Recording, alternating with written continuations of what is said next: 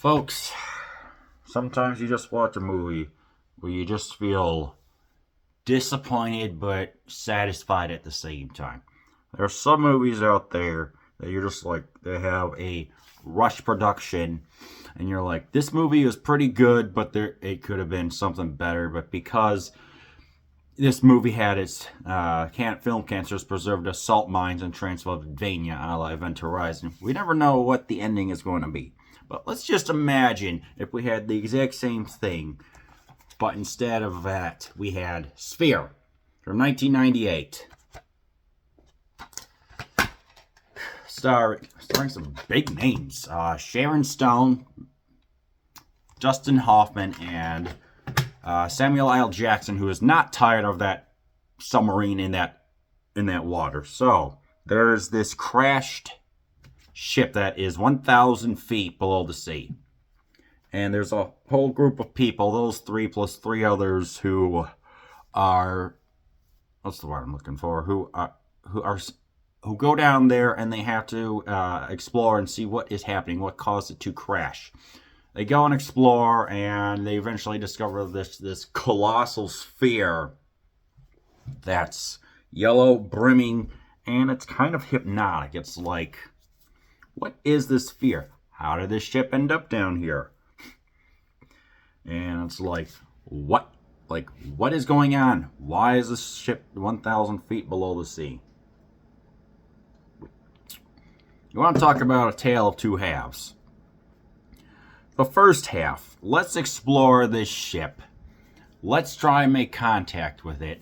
Let's see exactly what's going on and what is making it happen. The second half, let's just sit around all day and do nothing and just think about the ship as we try and escape. And let's also confront our fears done in a very superficial, paper thin plot.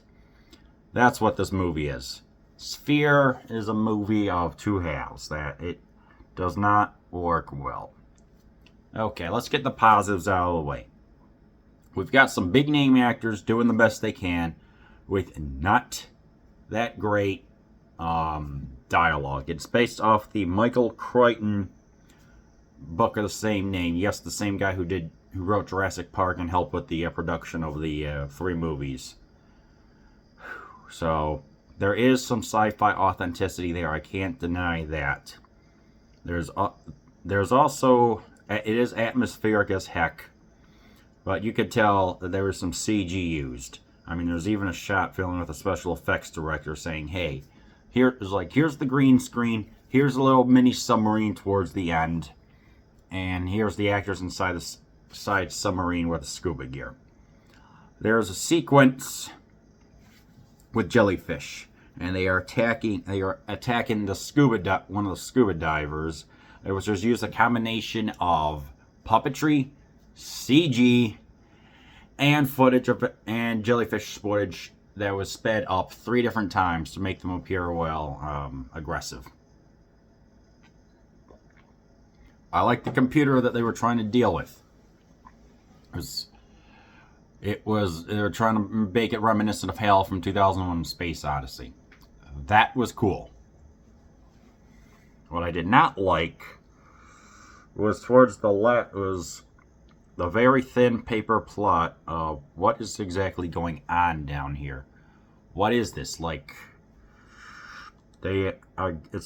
they reference other movies as well. I have no problem with other movies being referenced if it adds some tension or if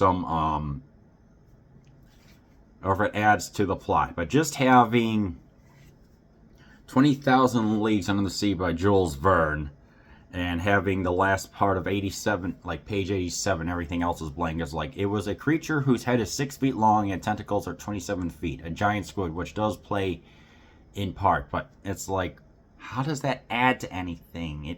I don't know. I just wish, it's like, it flows by fine. I don't have any problem with the pacing, but it just doesn't explore much. It's like they could have had at least some more exploration with the aliens, like looking around. It's like, yeah, we get to see what happened when it crash landed a long time ago from the time that it originated. I mean, I'm trying to avoid spoilers, but I'm giving you some inkling to at least watch that. But I don't know. Sphere is just a flawed mess. The music is fine. The acting is competent. I'll admit, it was kind of funny to hear Samuel L. Jackson with helium say, "Follow the yellow brick road." That was funny.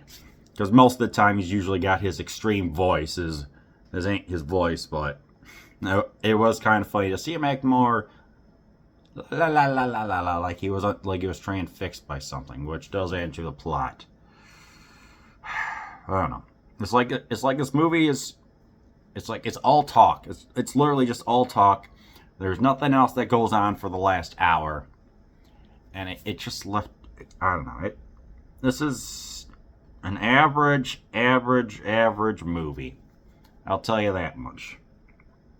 It's okay, I guess, but even if when I've done or the ones that say it's average, this one's below average. This one's just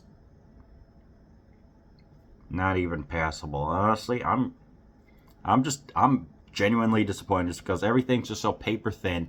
There's no resolution with everything. It borrows from other movies like The Abyss and Event Horizon, Alien, and everything else, but it even fails at doing that despite the A plus cast. So, do I recommend Sphere?